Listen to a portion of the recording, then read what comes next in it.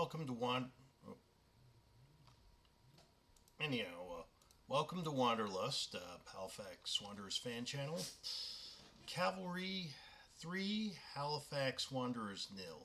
Another defeat, another scoreless defeat, the third one on the bounce, and yet another red card for Halifax. And this one honestly sounds like shenanigans. The three goals that we conceded came in within 9 minutes, 10 or 9 minutes, and it was like Cavalry were just could do no wrong for those 10 minutes. I mean, it's not like we were completely shitting ourselves either. I mean, we were doing solidly until the red. The red came off of a Donnybrook, it came off of a melee which started when Alarcon fouled Sow, and then JGL stepped in. Then JDC got in with JGL. JDC, Di Chiara, pushed JGL, who responded back with another push, which was called as if, and Cavalry was claiming that it was one of these. Now, if it was one of these, that would have deserved a straight red. I checked the replay. I checked it multiple times. It was the same one of these that he got from Di Chiara to JDC. Alarcon got booked. JDC got booked. JGL got sent right off. Based on the linesman saying that it was one of these from the angle that he saw it, and the rest of the officiating crew just going with it. It's excessive. It's not a very good call. And the fact that I'm a Halifax Wanderers supporter has bugger all to do with it. If I was a Cavalry supporter, I'd be saying something like, holy crap, we got away with one there. Jesus. I'd be over the moon, but I'd be like, wow, I'm very surprised that it would feel like a gift to me. I mean, it was. Let me just look at my notes here. Well, and about the rest of it, yeah, we definitely. Corey Bent was moving the ball up and doing his best to create whatever chances we were able to get. A Basket was making 6 saves. Oh wait, this is prior to the red. Yeah, Ben was doing solidly. Santos was doing amazing as a center half, helping his folks do the best they can, interposing passes. He had pace and he had holding ability. JGL did what he could. He wasn't really allowed to do enough as shown by the red. Yeah, Rampersad had an average game, a fairly good one. The Cavalry got a lot of chances, but it wasn't like they were like living in our box like Valor was during our match with them. Their Cavalry was, of course, defensively sound. They were good with set pieces. They made us work for every defense of a set piece, that sort of thing. They're a great side. It's a reason. I mean, they are a foul fest. They're basically what would happen. They should have gotten the Atletico prefix instead of Ottawa, because they're basically the kind of Diego Simeone shithousery, fouling constantly, taking the piss masters. Tommy Wheelman is the Canadian Diego Simeone. Yeah. Say, okay, so the red card was an absolute disgrace. What do we do about this? Well, we really try. I mean, everyone got a kick at the can. Sal was invisible for most of the game, but he did get off to a relatively good start, although he shouldn't start. But he was sort of invisible for a while, for most of it. Basket was making save after save after save. And the three that went past him, I honestly don't blame him as much for.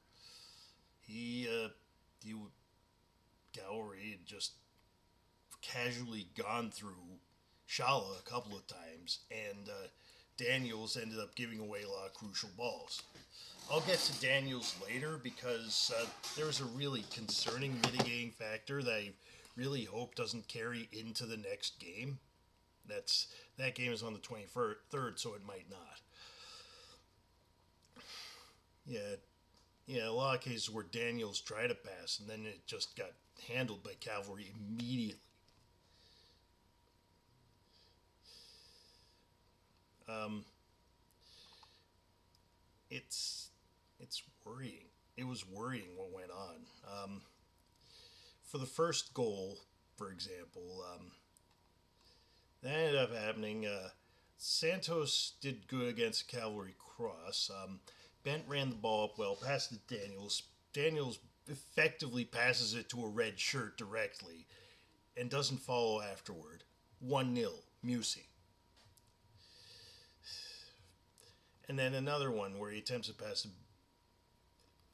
Okay, that was decent. It was a good pass that ended in an Halifax corner. Shala gets absolutely sat down for 2-0. Daniels lacks urgency compared to the rest of the team, it seems, judging by the angles that I got while watching the match. 2-0 Musi. And Sal and Santos get utterly bowled over for 3-0. Well, not bowled over. They get basically passed through like nothing at all for 3-0.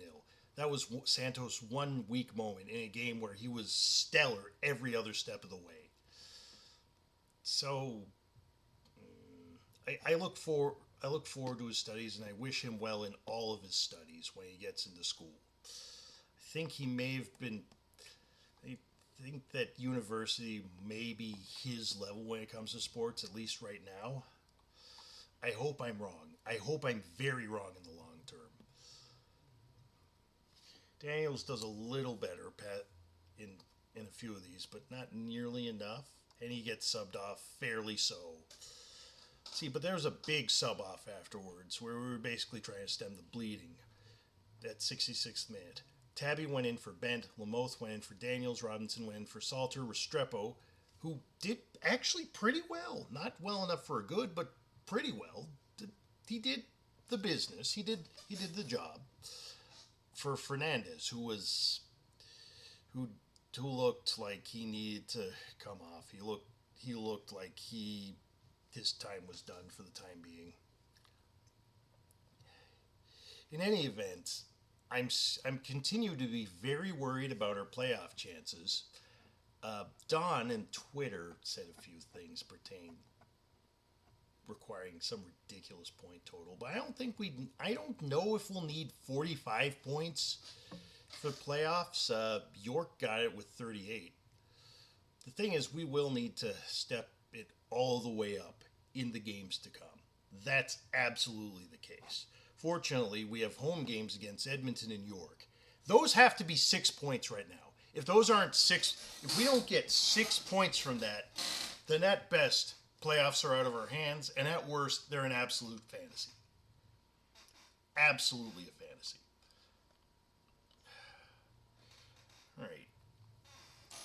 All right, the performance review, good. Santos, his constant pace and his constant holding.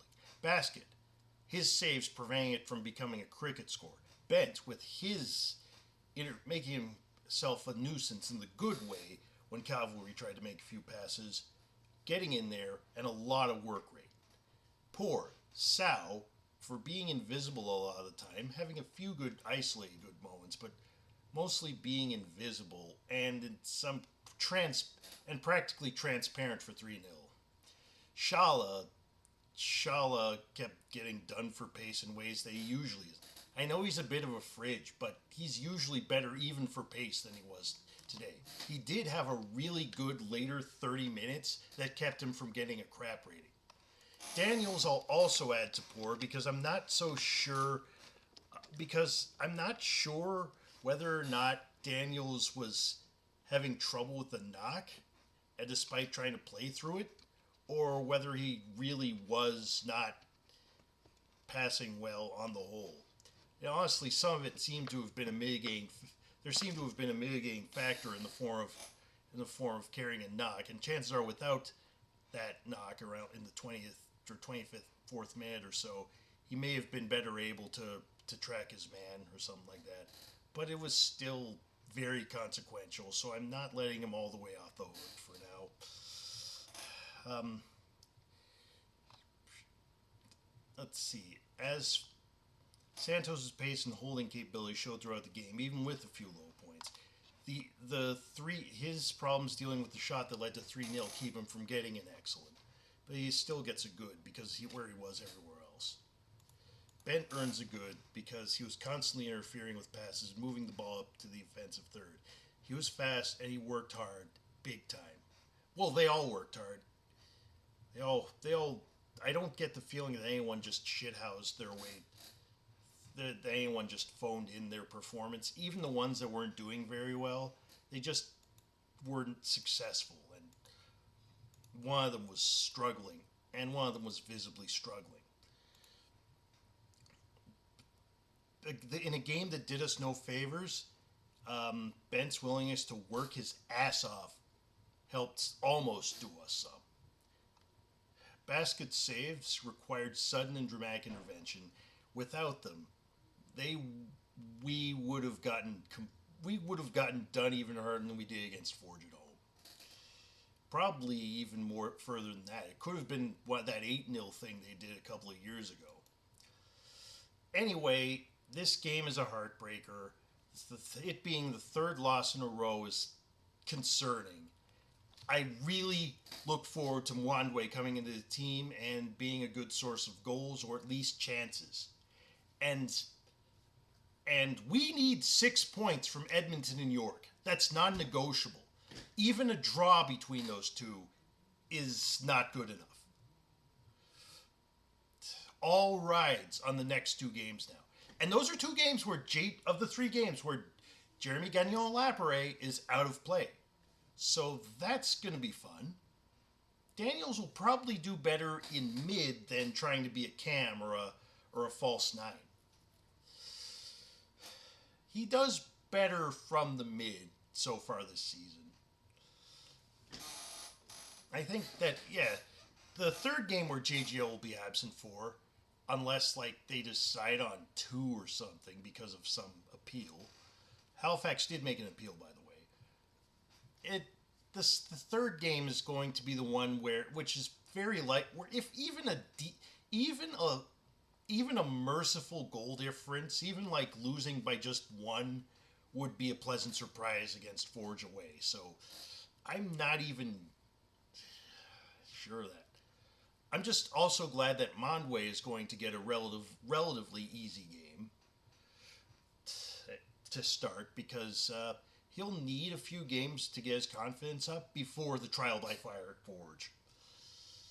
Anyhow, that's all I have to say about that. I really hope our fortunes change. I really hope we can bounce back from this whole month of terrible runs of form.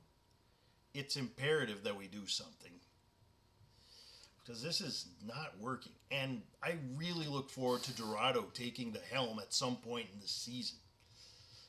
I'm not whether Hart ends up getting actually sacked or just move to non-pitch facing roles where his charisma and genuine being a swell guy can help, talking to folks after the match and that sort of thing. In any event, it's a week before the next game, and I'm kind of okay with that right now. This is Wanderlust. This is Together from a Ways. After a nightmare away.